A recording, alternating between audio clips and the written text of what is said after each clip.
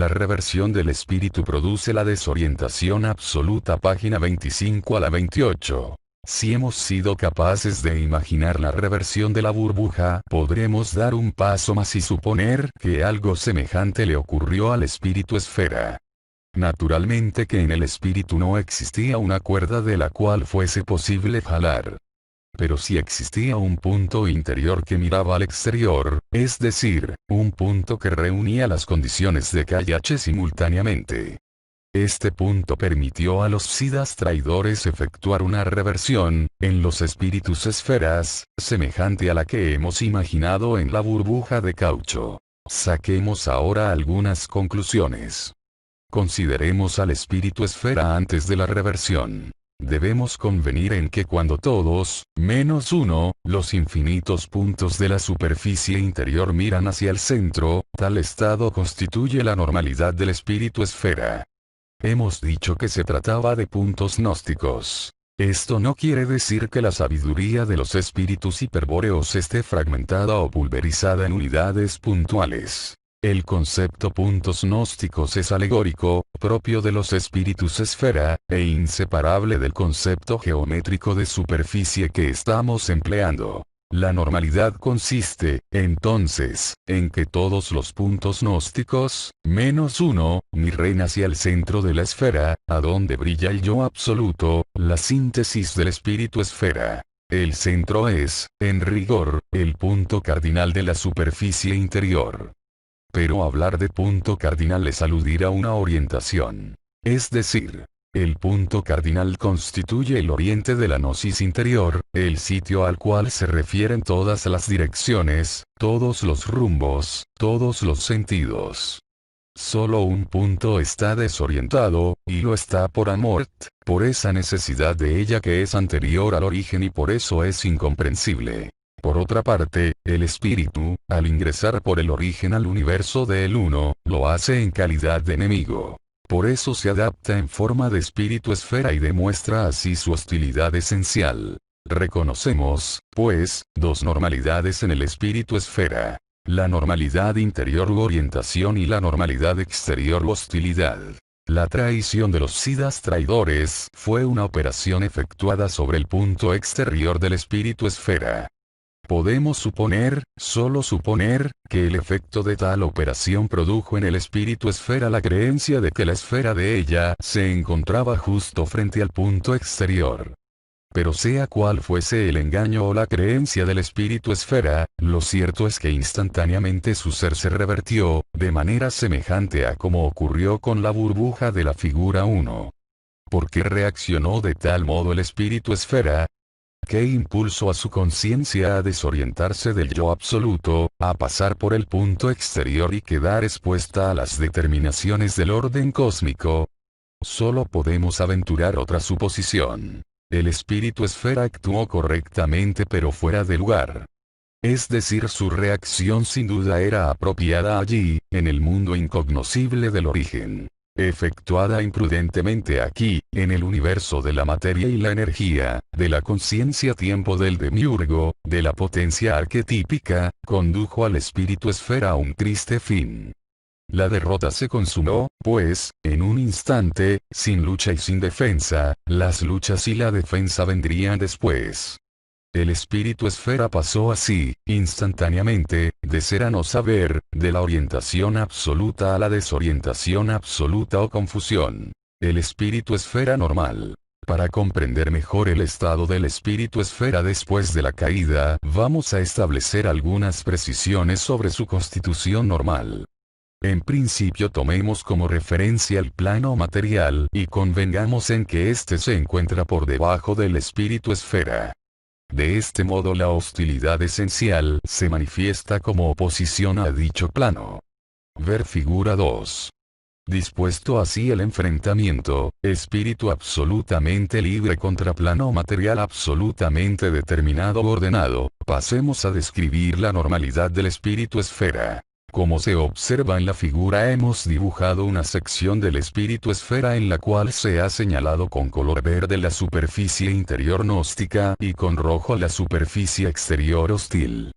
Si esta es la situación inicial del drama del espíritu, entonces valen los siguientes principios. Primero, el cuerpo del espíritu, es decir, la esfera, puede considerarse como compuesto por dos capas o estratos, por dos películas superpuestas, que son en realidad dos caras o rostros. La superficie exterior, roja, es la expresión del Tergun Mostis o espalda hostil. La superficie interior, verde, es la expresión del Vultus Spiritus o rostro espiritual. Segundo, según la disposición de la figura 2, la oposición u hostilidad es hacia el plano material inferior, caso que, analógicamente se ha representado con la esfera arriba y el plano material abajo.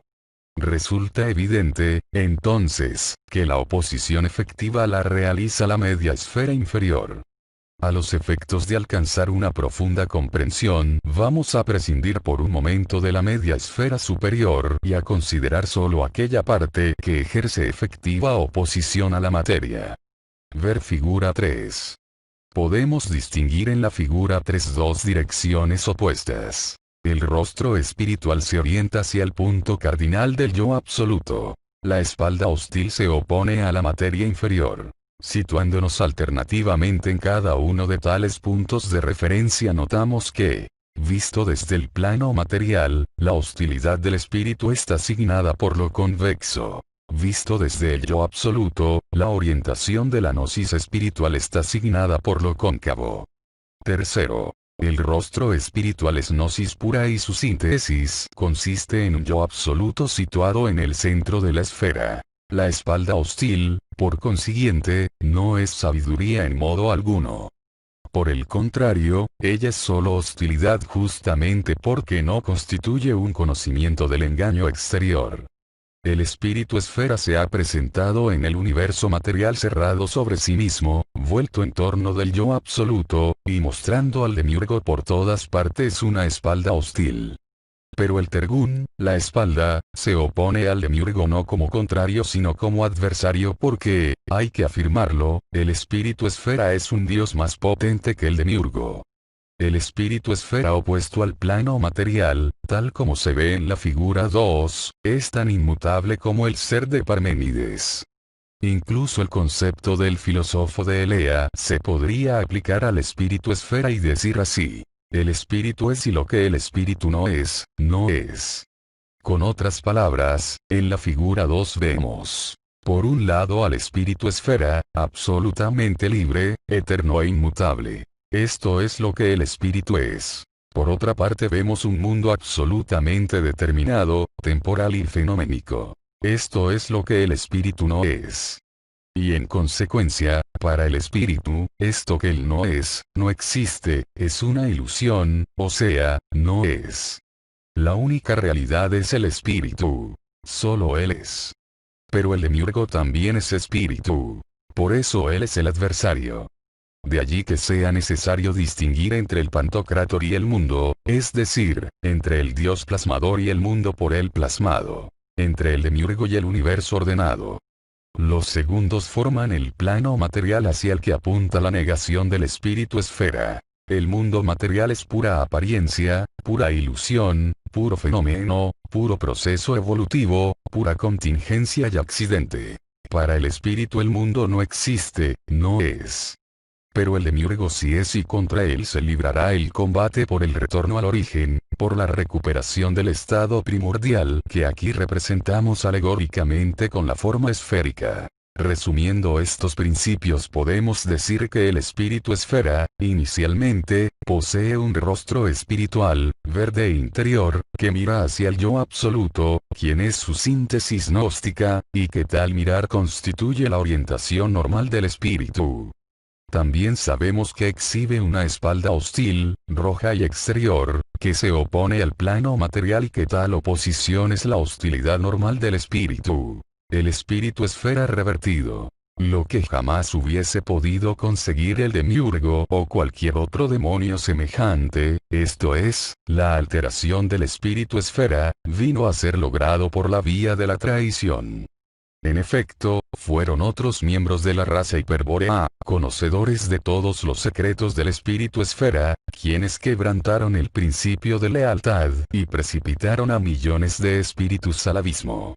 Ellos, los Siddhas traidores, revelaron el secreto del punto exterior e hicieron posible el engaño y la reversión del espíritu esfera. En la figura 4 se ha representado tal situación. Vemos allí que el tergumo espalda hostil ha pasado al interior de la esfera, mientras que el rostro espiritual se ha exteriorizado por completo, quedando enfrentado por un lado directamente al plano material. Lo primero que se advierte al observar la figura 4 es la desaparición del yo absoluto de su posición central. El espíritu hiperbóreo, vale la pena aclararlo, no es un ser simple.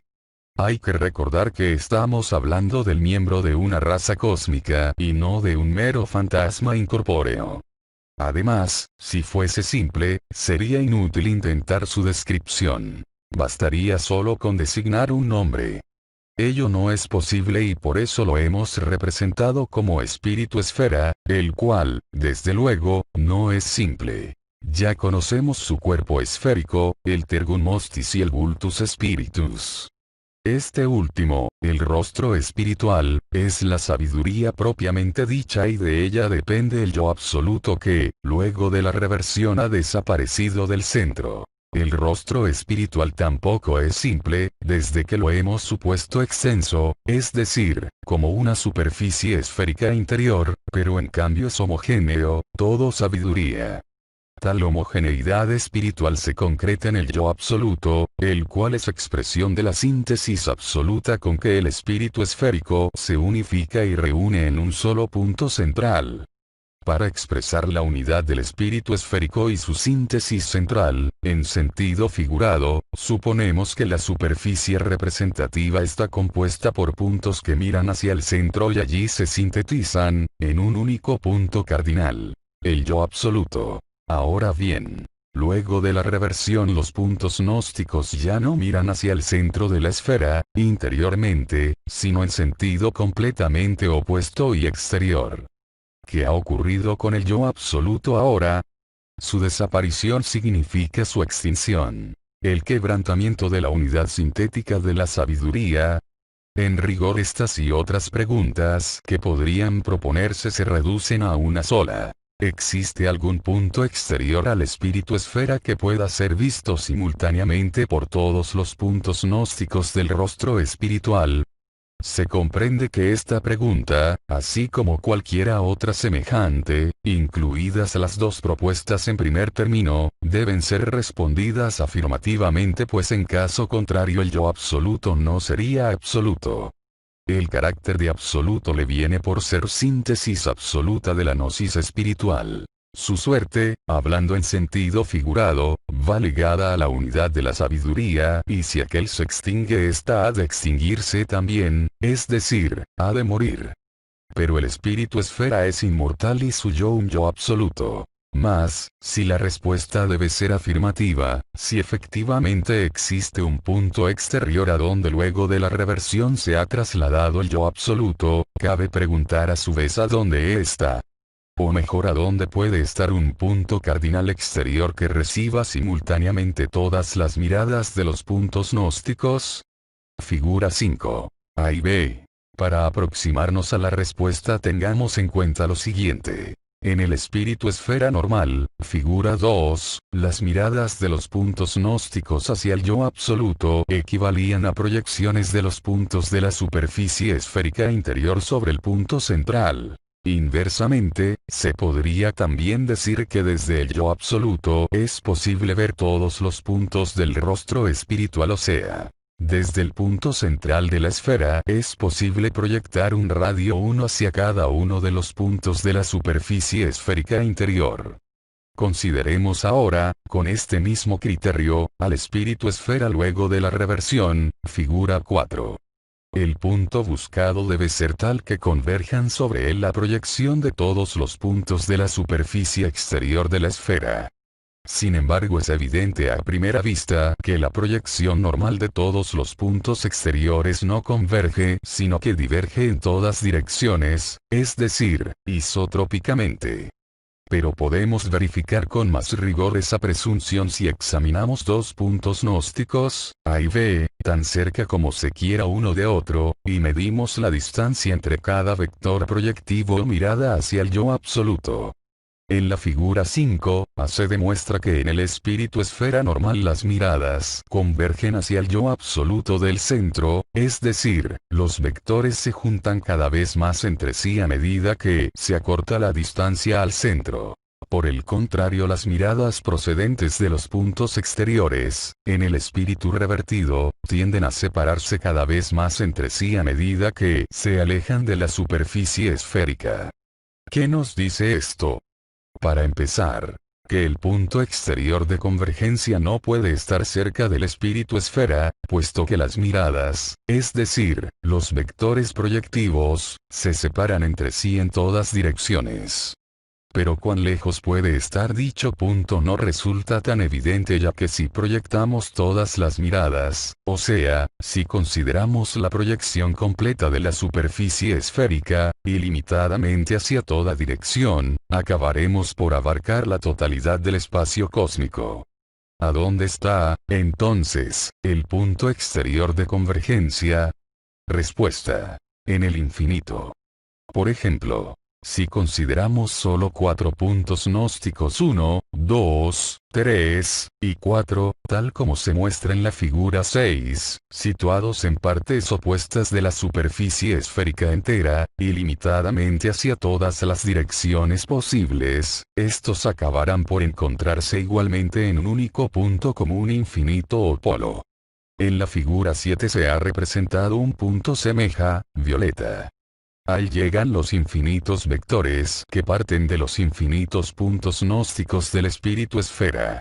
En la figura dibujamos solo 16 de los infinitos vectores. El polo infinito es, en rigor, el mismo punto extremo de cada uno de los vectores. Naturalmente, no es posible construir un esquema del espíritu esfera, como en la figura 5, B o 6, en el cual estén dibujados los infinitos vectores en toda su extensión infinita, hasta llegar a la coincidencia extrema de la figura 7. Ni tan solo sería posible representar algunos de ellos. Un solo vector cuyo módulo, o extensión, sea infinito sobrepasa las dimensiones de cualquier esquema gráfico. Podemos sin embargo convenir en una reducción de la dimensión del vector para que pueda ser representado dentro del marco del esquema. Para ello solo hay que recordar que el punto extremo del vector es siempre el polo infinito. Ahora bien, si dibujamos infinitos vectores de, por ejemplo, 1 centímetro de módulo, en un esquema como el de la figura 4, o 5, B, o 6, etc., y marcamos el extremo de cada uno de ellos con un punto violeta, en representación del polo infinito, comprobaremos que todos estos puntos forman un círculo violeta, exterior al espíritu esfera y a 1 centímetro de distancia. En la figura 8 se muestra un esquema semejante, aunque por motivos de claridad solo se han dibujado 16 vectores. Resulta así que el polo infinito, representado en la finitud del esquema gráfico, es equivalente a un círculo externo al espíritu esfera revertido. Es lo que llamamos polo infinito expandido.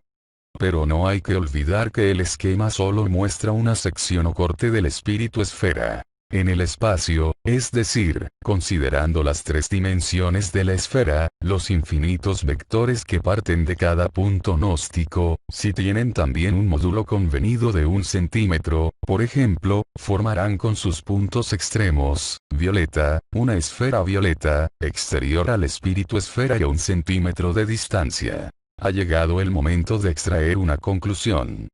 Sabemos ahora que luego de la reversión, figura 4. Las miradas de los puntos gnósticos convergen efectivamente en un único punto exterior, de manera semejante a lo que ocurría en el espíritu normal, cuando todas las miradas apuntaban al punto central o yo absoluto. Pero tal punto exterior está en el infinito, según vimos. ¿Significa esto que allí se realiza igualmente la síntesis del rostro espiritual y se conforma un yo absoluto? Sí. Pero a ese yo exterior vamos a llamarlo, para evitar confusiones, yo infinito. Las preguntas naturales que se desprenden de tal conclusión son como, si finalmente el espíritu esfera consigue sintetizar un yo exterior, este mismo yo no toma conciencia de su estado revertido. ¿Y por qué dijimos que, luego de la reversión, el espíritu esfera pasó de ser a no saber, de la orientación a la desorientación, el extravío y la confusión? No es difícil dar respuesta a tales interrogantes. Pero se requiere una reflexión previa. En verdad, el motivo por el cual el yo infinito es ignorante de su situación guarda estrecha relación con el motivo por el cual no hemos podido representar el polo infinito en el esquema de la figura 8. La relación de inconmensurabilidad que guarda lo finito con lo infinito cuando lo infinito aparece como extremo o límite de una distancia ilimitada. Si el infinito está en el extremo de una distancia, ésta tiene por fuerza que sobrepasar todo cuanto sea finito. Es decir que, entre el espíritu esfera y el yo infinito, ha de estar completo el mundo de los entes finitos.